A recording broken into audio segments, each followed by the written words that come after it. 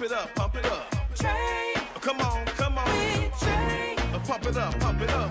It's the day with Trae. This is the day to gain inspiration, to make a positive change in the nation. We're inviting you to partake in conversation, to raise your vibration. It's the day that we will all celebrate all of our peeps that make this thing elevate. Watch the negative fade away, cause it's the day with Trae.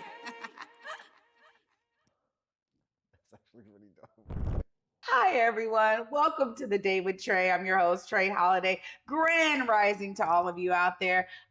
Y'all know, come on. First off, it is Juneteenth, so you already know I'm pumped. I'm with it. I got my pay the fee shirt on in proper order because we still ain't got the fee and we're still on your neck about paying us what we are worth and what we are owed. Okay, so the reparations live in effect is definitely happening today at Jimi Hendrix. And I want to say this.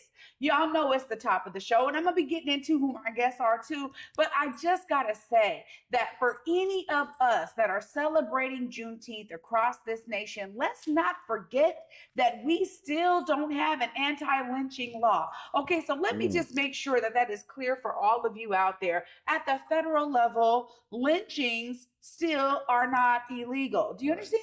I mean, so I just want to put that out there. When we're talking about reparations in full effect, we mean it. And honestly, we are only talking about repairing past harms. They say repairing the rations, right? That were stolen from us, that were taken from us. And when I say us, I mean those who are Black folks here in this country whose lineage traces back to the enslavement period. So I just have to start there because it's Juneteenth, y'all. Not only are we going to be celebrating today, but we're also going to be reminding ourselves of why we continue in the fight for Black liberation. So I had to start there. But I'm also excited for my guests who are in the building because we got Dominick Weems in the building. He's going to be giving us his musical journey. And later on in the show, Angela Moore, amazing producer with Cascade Media and PBS, is here to give us some amazing background on what she does and how PBS is staying committed to great storytelling. So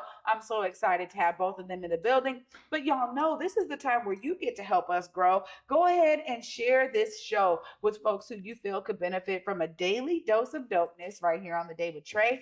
And if you can't watch our TV show, y'all, we still got you covered because you can actually listen to us anywhere you find your favorite podcast. Just search Converge Media Network and The Day with Trae. You'll find us on whichever platform is your favorite. And there's a lot of platforms, right? Well, before I get into it with Dominick, I'm going to say this. Last year, there was a lot going on with Juneteenth, and I think it's only going to continue to grow. But of course, our Converge Media production crews were out on the scene, capturing all of the amazing work that was being put on by great organizers for Juneteenth. Take a look. Juneteenth is a day for Black voices to be heard, Black excellence to be seen, and Black love to be felt. We're honoring our history, our ancestors. We're honoring so that we can lay the star seeds for our quantum future selves, for our legacies, for the youngins. Juneteenth means to me, it's just the knowledge of being free and being able to enjoy community and being outside and yeah, just freedom. Coming here and seeing all the different vendors and, you know, just the hard work that they put in to showcase their work, I think it's a beautiful thing. Just celebration, you know, all these businesses, you know, they need to thrive, you know. This is what we can do together. They didn't let us know that we was free. Cats was free, you know, from slavery, but it was like until that cavalry rolled through and let people know that, hey, you have been free.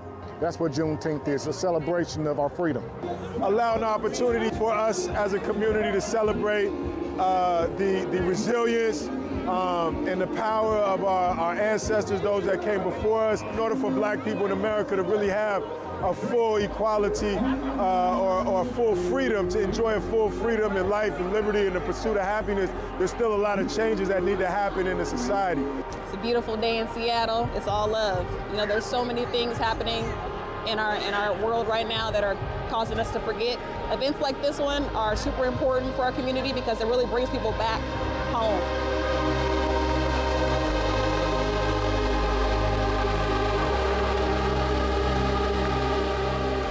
Skating our history, Black history, go hand in hand. We go way back. So, you know, we used to skate to protest. Juneteenth, celebration, freedom, bringing people together. I feel like that's just a perfect match. No matter where you are in the city, there's so many different events that are going on, and they cater to different crowds, but really, at the end of the day, it's all the same thing. Everyone is really partaking in the legacy and uplifting Juneteenth, and that's the beautiful part. We are at Mopop, not only celebrating Juneteenth, but we're also celebrating 50 years of hip hop this year. So we have multiple different exhibits open. There's Contact High, you can go to Jimi Hendrix. We have a panel going on right now with Jerobi, Shaw Rock.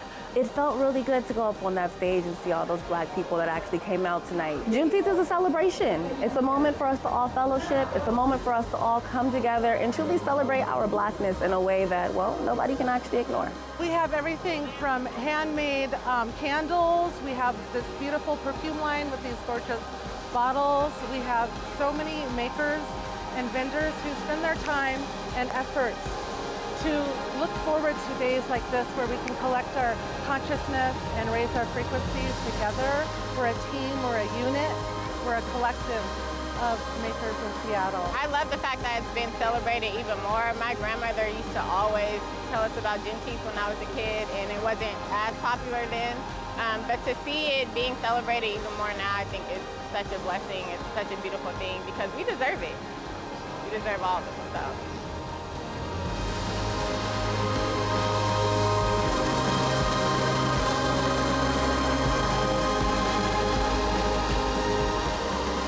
So many of our Black families being displaced from the Central District and the South End, it's so important that we have events like this that anchor community. There's a lot that's owed, that's due, and we can see that as evident when we look at the wealth gaps and the income gaps that are prevalent right here in this city of Seattle and across the country.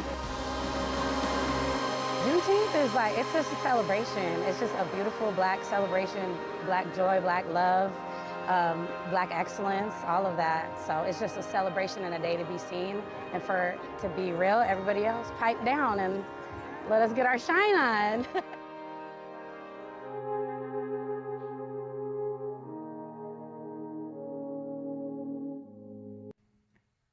Wow, there it is, y'all. Once again, huge shout out to all of the amazing organizers for putting on so many great events to bring community out to celebrate Juneteenth. And always remember that this is beyond a celebration, right? This is also about a reminder for all of those who are in power, all of those who can make things happen, that we are still pressing for reparations. So I'm excited because later on today, I'll be right there at Jimi Hendrix Park. Once again, y'all, we are going to keep that message alive and well with an amazing panel with Dead Prez, y'all. We're going to be talking all about reparations. And of course, you know, it wouldn't be right if we didn't have a headliner. So later on in the day, we got Jay Holiday coming through. So make sure you find your way down there to Jimi Hendrix Park. Not only will you be entertained by all that's going on stage, but you'll also be able to support some amazing Black vendors setting up over 100 vendors, y'all, throughout the park.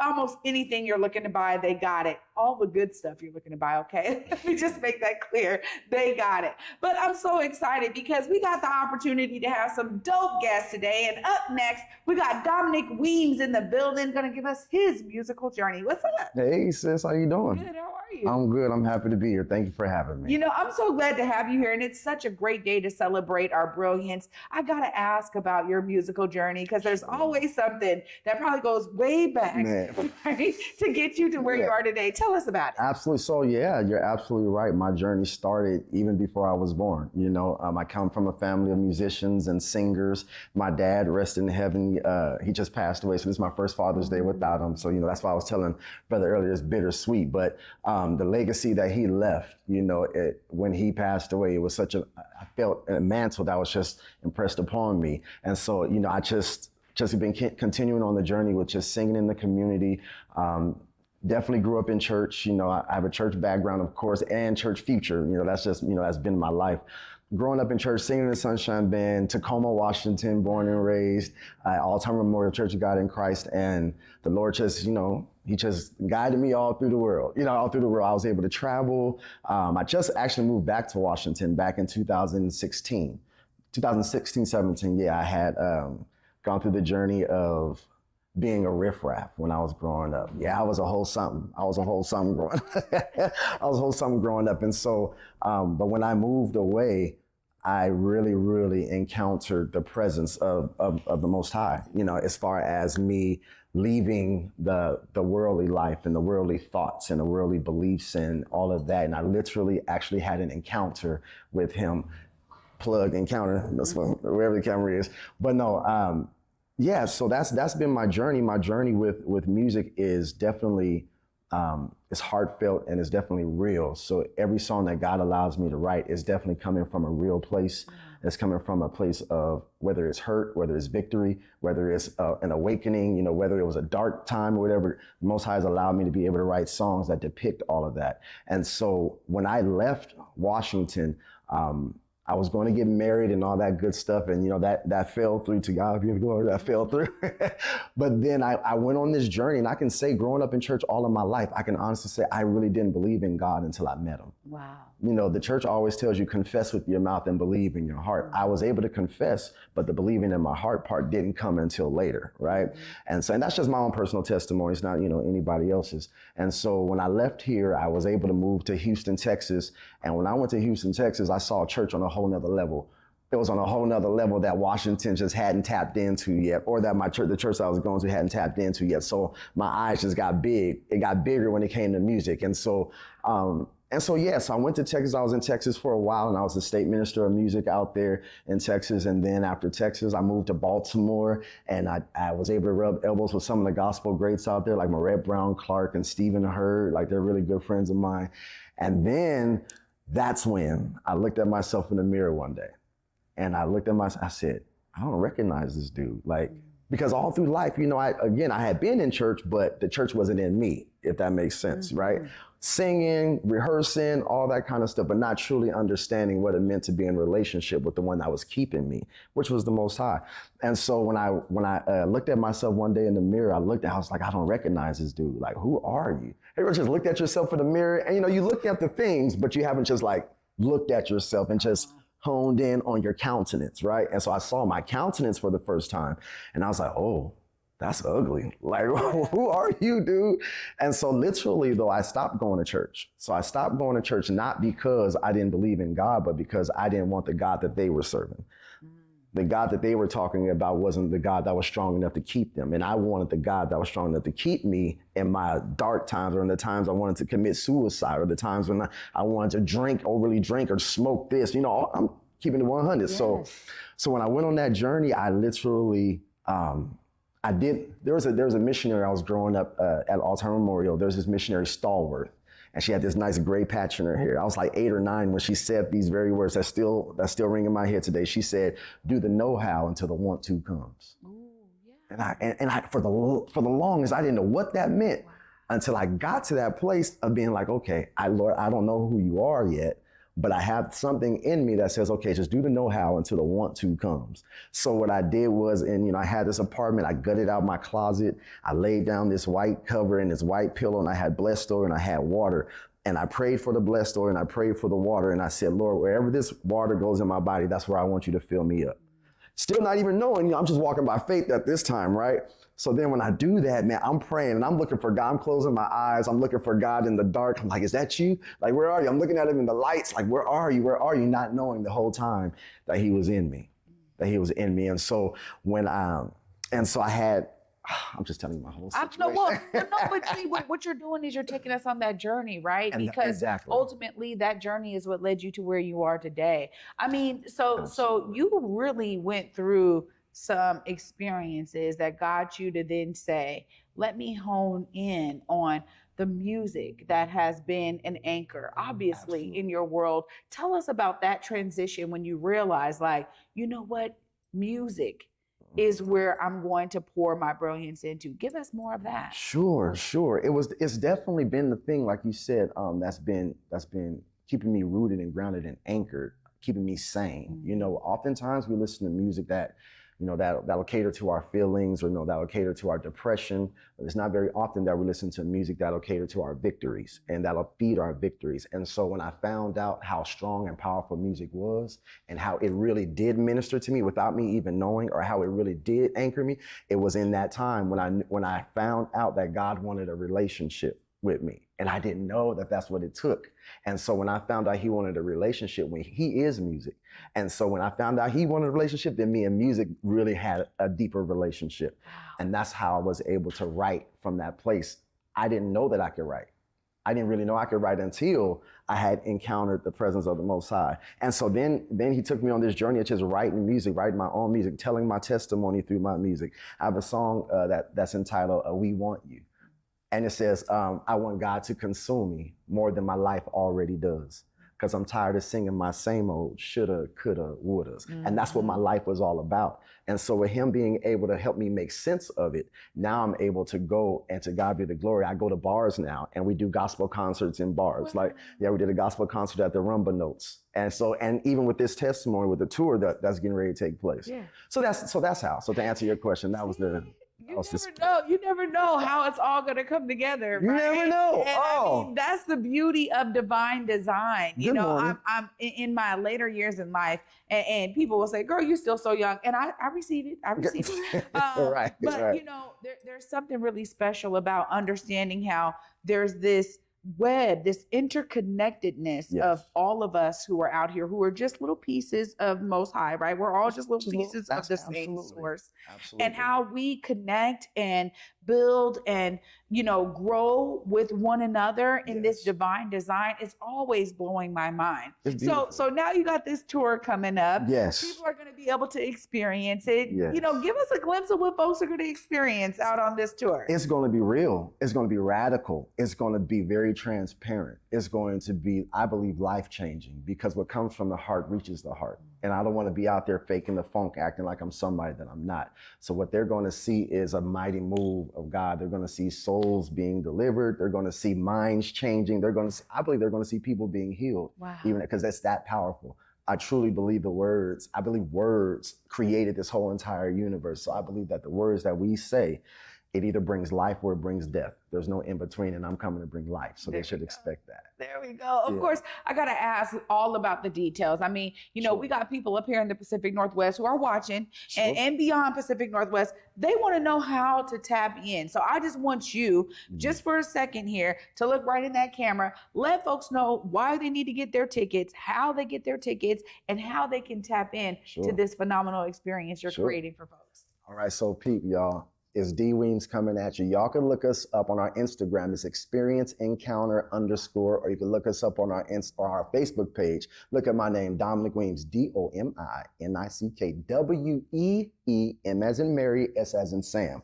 When the tour hits, I'm gonna make sure I give all of y'all an E-blast, because right now we're still trying to piece some people together. We got to make sure everybody's hands are clean when we go on this tour. But I got y'all, it's coming. Oh, D Weems in the building. Thank you so much for coming and bringing your inspiring story. I'm here. The Day with Trae is always here. So when you got new music dropping, when you got other events popping, please don't forget to think of us and come here and update the audience and me with all the greatness you got going on. Thanks so much for joining me today. Thank you, sis. I appreciate you. Absolutely.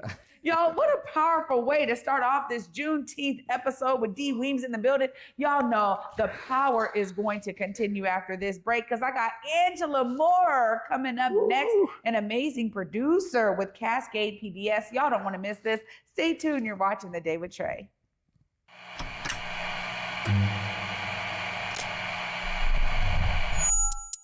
Hello, welcome to Elite Insights with Carlos Imani. We're looking to offer an in-depth look at event production industry through the lens of client experiences and joint successes. The podcast will emphasize guest interviews, focusing on client, discussing their fields, and reflecting on their collaboration with Elite Collective. Again, you're with Elite Insights. Carlos Imani here. See you guys in a few.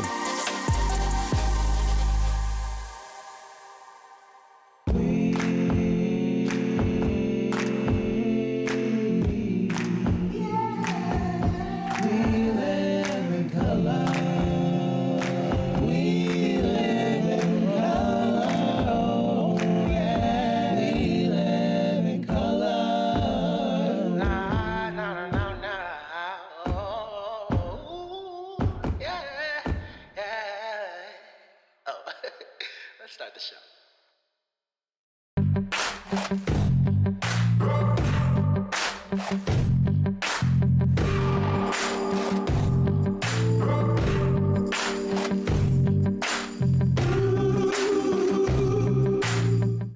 Big Tobacco thinks they know everything. They think they know you, your community, the places you go, the way that you spend your time. They think they got you all figured out, down to a formula, a calculation based off of numbers of what they think they know. Show them they're wrong. Learn more at theythinktheyknowyou.org. Welcome back, everyone, to the Day with Trae. I'm your host, Trae Holiday. Joining me right now is Angela Moore. Hi, Angela. Hello. Thank you so much for having me. Yeah, thanks for coming. Absolutely. You know, this is a great week because earlier in the week, we had an amazing producer also from Cascade and PBS joining us with T for Tom. And now you're here to give us your side of all the ways that you pour into this phenomenal media conglomerate. Tell us about those beginnings when you knew media was your path. Oh, wow. Absolutely. So my background is in nonprofit media. I've worked with different organizations in the US and Seattle, ACLU of Washington, Art with Heart, Yoga Behind Bars, to tell stories that really bring to life some of the issues that disproportionately impact people of color and other underserved communities. And so I kind of ended up at Cascade PBS by chance after actually I left NAM, the African American Museum. And yeah, what's great about my role at Cascade PBS, what I feel really fortunate about, is that I get to work with such a wide range of folks in the community. I work for Cascade PBS Creative Works, which is a very new, unique, and innovative aspect of public media. I don't know of any other PBS station that has a creative agency, and that's what we do. We're a creative agency we're a nonprofit creative agency for nonprofits. Wow. So we work with so many wonderful folks in the community doing such amazing work. But we're not limited to nonprofits. We also work, with for-profit entities, larger corporations, and everything we do just allows us to expand our footprint in the community and allows us to do work that utilizes both the skills of our amazing team and makes a community impact. Yeah. Well, that's beautiful because it's so necessary. I think there's always this threshold that a lot of nonprofits and smaller entities can't meet because they don't have the capacity when it comes to media. And so sometimes it's an afterthought, right? Like they're there to do whatever the work is that organization is built for. But then in terms of spreading the word about that, or in terms of telling the stories about that, sometimes that's what gets left behind. So I love that y'all have found a way to wedge yourselves in that gap, essentially, to make sure that those amazing stories are told. When you think about some of the things you've been able to do, I'm sure this project we're going to be talking about, because I was just opening up the show with reparations, right? Yeah. I'm sure that's a big one. But what are some of the other projects that you've been able to do as a producer there that have really shined a light on your creative brilliance? Absolutely. Thank you so much for asking. I wasn't expecting to be able to talk about that. So one of the things that we've done is create a curriculum for the Girl Scouts of Western Washington. We have done everything from aerospace to digital leadership and learning how to be a good digital citizen during times where there's a lot of cyberbullying and things that make teens feel bad about themselves, about their bodies. And it's meant to be a curriculum that helps people excel beyond what they necessarily experience during that difficult time. So we've worked to create these basically online digital platforms where the Girl Scouts can go in and learn at their own pace. We film it at the studio at Cascade PBS, and it's been really successful. You can get a PBS badge as a Girl Scout. It's actually called a Piranha Lab badge because of the way that my particular entity, the Creative Works entity, has evolved. We actually started as another company called Piranha that was a long-term video production agency in Seattle, about 30 years. And we were acquired by Cascade PBS a few years ago. So the official badge is a Piranha badge, but you can get that once you do your digital leadership curriculum, your aerospace curriculum, and we have other curriculums that we've developed specifically for them. Another project that we've done is called the PBS Leadership for Good, which was a sort of a sit-down interview, quick, like 30-second style overview of different nonprofits in the area. Wow. One of my favorite nonprofits that we got to feature was the Girls School, the School for Girls, that's right across from NAM. They do amazing work, really at that crucial age for middle school girls to basically become leaders. You know, they're helping these girls become leaders, and we're helping with our program to kind of get that out there more. So that was a really inspiring and beautiful project that we got to be a part of. We work with so many nonprofits that it's hard to even keep track of it. We're working right now with a nonprofit that helps folks with disabilities connect with the services that they need, as well as the devices that they need, whether that's a special chair or a special speaking device or hearing device. And that nonprofit's called Provail, and we're excited to do just so much work to help inform the community about what they're doing. And it really feels like a special place to be literally at a nonprofit, and maybe you can relate as well, like a media production company that is there for the good of your community. It's really cool, and there's no limit to what we can do. And we only recently became Cascade PBS. I'm not sure if you're aware of our recent rebranding. We used to be Cascade Public Media, and now we are all kind of under one umbrella of Cascade PBS, versus before we were Crosscut, which was our digital news site, KCTS 9, which was our television station, and then we at Piranha were kind of the third arm of things that people really didn't know about. But now we're Cascade PBS, and suddenly folks are interested, and we're able to reach more people, with just that branding, and work with more folks in the community, like the King County Reparations Project. Yeah, which we'll get into now, because when you talk about the branding and people now being kind of put on notice, like all of this coming under one umbrella, it's so interesting because I was involved in some things during the transition. Really? And so it was really great to hear, like, okay, let's change our language about how we're speaking about ourselves, because now we're coming under this major umbrella. So it's great to see the evolution of that, and that more and more people are getting hip to what y'all do, because as I said earlier this week, the ideas of creating media for the public good. I started in public broadcast TV. My first internship was at Scan TV before it closed. And I think about how there's something so special when to me, I didn't see it as community media, but that's really what it was. And so being here at Converge, to be in a Black owned, media space that's coming from community, telling the stories of our community and beyond, there's something so special about being able to be a part of, media works that do that. So I'm in alignment with you there 100%. Now, this King County Reparations Project, you got to give us some details on this, because it is Juneteenth, and the message around reparations, I think sometimes either gets lost.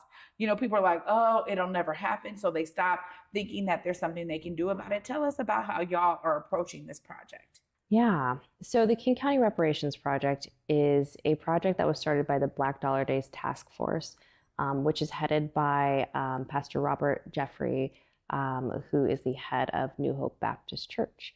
And they were working on this for about maybe 6 months or so, maybe longer.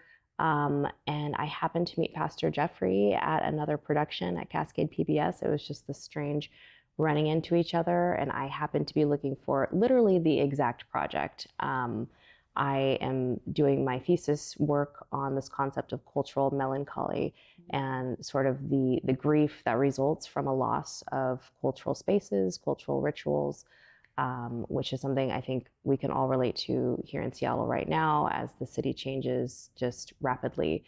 And so I was looking for a project, this exact project, and I happened to meet Pastor Jeffrey. They had started work on it, but really just didn't have the production side of it, right? And so I came in with my team, the Creative Works team at Cascade PBS, and we were able to develop this proof of concept film that we've got now. It's a 40-minute film that explores housing discrimination and housing displacement in the Central District and South End of Seattle, really spanning from the 1950s until now.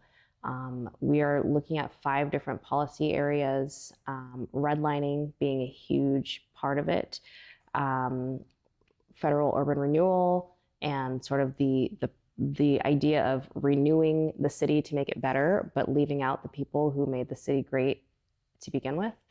Subprime lending, these crazy loans that are predatory and hurt people more than help. And as well as regressive tax policy and weed and seed abatement laws, which were laws that really criminalized behavior that was more so targeted at systemically removing certain people from society and allowing property owners and landlords to evict people based on certain behavior that was systemically targeting specific people. So we're examining these 5 policy categories, and we've kind of laid them out in this 40-minute film that we'll be screening this Thursday, tomorrow.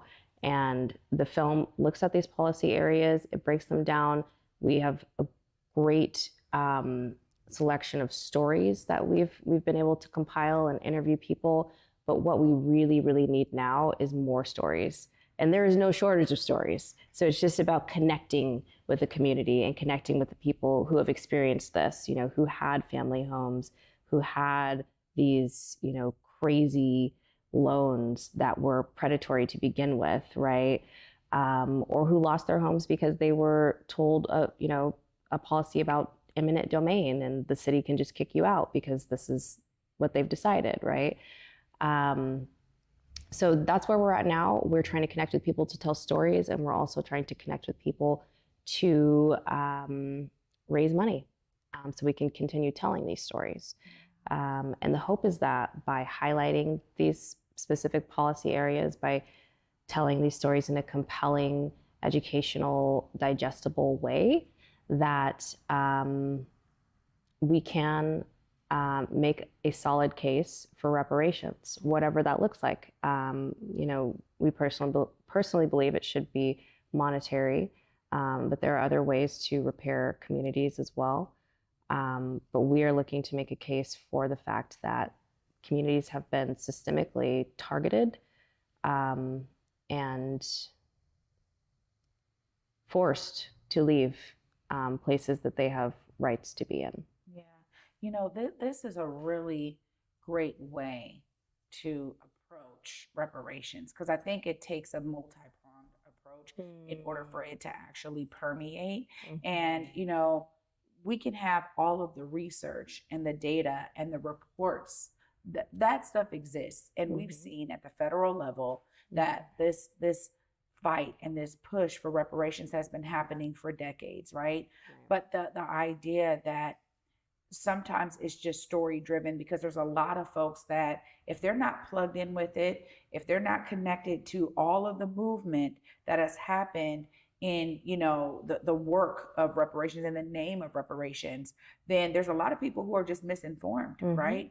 And so sometimes you this is what I love about media, and specifically video format, because there's something that people really, it brings everybody to the same level when it's in video format. So I'm so grateful to you and your team for, you know, you looking for this and finding it, right? And there's so many different people who have poured into the effort that, you know, there's no one central line to this. I'm sure you're finding it's just a multitude of brilliance organizations. Yeah, exactly. Pouring into it, because everybody was trying to figure out, well, how do I do my part? And that really is, I think, what's so essential in the plight around reparations, is that it can't be siloed like that. So I love this kind of combining of all of that work into something that people can really digest. This is fantastic, Angela. Thank you so much. I so relate to what you say. I feel like personally, if it doesn't touch you, it doesn't move you. And for a lot of people, this will never reach them and will never touch them unless they're able to relate to a compelling story, right? It has to be story driven. It has to be emotion driven. It can't just be facts and data, because the facts and data show a very clear systemic way of keeping people out of homes, keeping people out of specific parts of Seattle. It's clear, right? But until you are touched by something and you're able to be moved by that, there won't be movement on the broader systemic scale. Yeah. Well, I'm looking forward to this and to staying plugged in and connected with you as the project progresses. Please just think of us here on the Day with Trae. Absolutely. This is a topic that is clearly near and dear to my heart. I told you, I'm reminding people to pay the fee. That's what this is all about. And when we came up with, shout out to KY King Garrett, because it was him who said, pay the fee, right? So hey, brother, I give you your props on that. We ran with it, you know, and really having the opportunity in 2020 to educate so many people who had flooded to this area for work, who really didn't realize that they were the gentrifiers and that they were the ones that were making this city inaffordable. You know, there was a lot of people I connected with there when we had this campaign of pay the fee going really strong, that were like, wait a minute, I am one who needs to help pay the fee. Like the recognition happened because the education was there. But to put it in this format is going to be fantastic. Of course, I got to give you some time, because if folks want to come and they want to be there tomorrow, please look right here and make sure they have all the details they need to follow up on this project. Absolutely. We have a screening tomorrow at Langston Hughes Performing Arts Center. The doors open at 6. We have the screening at 6:30, and it will be followed by a brief panel featuring me and some of my colleagues. You can follow us and get more information on Instagram at kingco.reparations.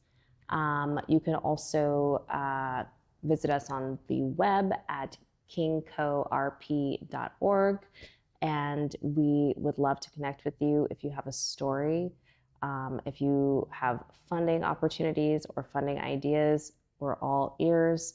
And yes, if you just want to know more, please reach out. Angela, thanks so much. Thank you. Thanks so much for being here. Thank you so much, Trae. And on this day specifically, it's really important to me. So I appreciate the work you're doing. I can't wait to stay connected, okay? Thank you. Wow. Thank you so much. Y'all, what a great Juneteenth episode. I told you. Look, I was giving y'all a little bit of a lead in, because I'm like, oh, she works for Cascade, you know. It was all about this King County Reparations Project. So glad she gave us all of the details there. Y'all, I get to wrap all of this up right after this short break. Stay tuned. You're watching The Day with Trae. Disenrollment is a situation whereby people whose birthright to be indigenous is being stolen from them by politicians that have been elected to lead. Today, the latest or last chapter of the saga concerned the threatened physical ejectment of as many as 21 Nooksack families from their homes. I think it's come about by hatred for our family. That's what it's all about. Our bloodline is still here. You know, they can't get rid of us. Here on Back to Besa, it's always been important to me that we uplift stories from across the region, and that no matter where you live in the nation, you never have to miss a moment of the show as we continue to highlight the beauty, excellence, and resilience of our communities across the Pacific Northwest. Why? Because representation matters. So no matter where you live, be it the Central District or Centralia, Portland or Pullman, or anywhere across the country, I encourage you to join me on this Back to Besa journey by downloading the free Fox Local app on your phone or smart TV as we continue to elevate the very best in our communities. Seattle really is just a big neighborhood. It was a place for us to grow. We all have a gift of some sort. It's just my vision of what I see. Theater allows you to hit harder and be more. There's a sense of hope that your story will survive longer than you will. Stream on the Cascade PBS app or watch live. Fridays at 8:50 p.m. on Cascade PBS. Learn more at blackartslegacies.com.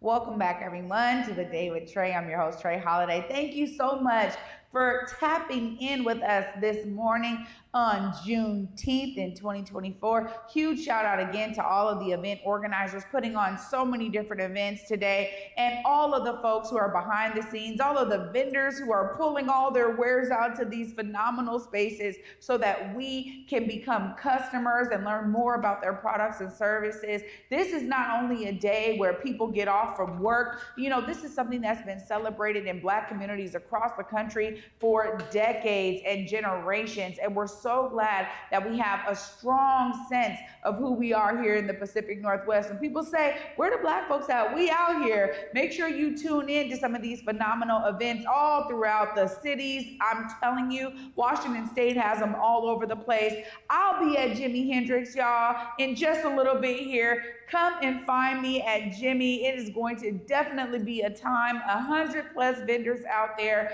It's going to be amazing to have all of these great conversations around reparations and also celebrations of our culture. So please come on through, y'all, and make sure you utilize this time. If you're somebody who's like, I got the day off, I'm gonna be in the house, well, research some things, learn more about the amazing brilliance that has popped up Black towns throughout our country after the enslavement period. There's so much that we can learn from communities who have celebrated Juneteenth and what it's meant specifically to Black communities. So if you are someone who isn't Black and you're looking to partake and learn more, come out to some of these events. Learn what's going on in your neighborhood and some of the amazing vendors that you can patron. And if you're someone who's like, I want to chill in the house, I ain't going to shame you. I'm just going to tell you that we out here in these streets and that I'm going to encourage you to educate yourself, because this is not just a day to take off for rest. This has always been a day in Black communities for celebration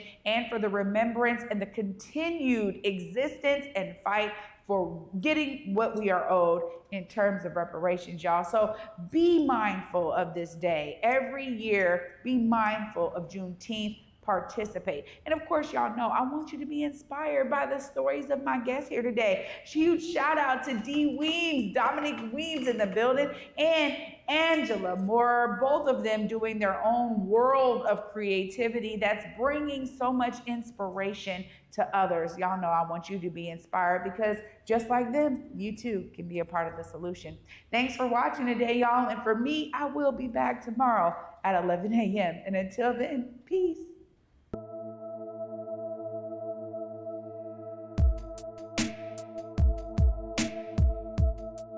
Converge Media produces culturally relevant content for Black and urban audiences. Our coverage is raw, transparent, and objective, praised by community leaders, government officials, and residents. Support Converge Media today via Venmo, Cash App, or PayPal at Converge Media.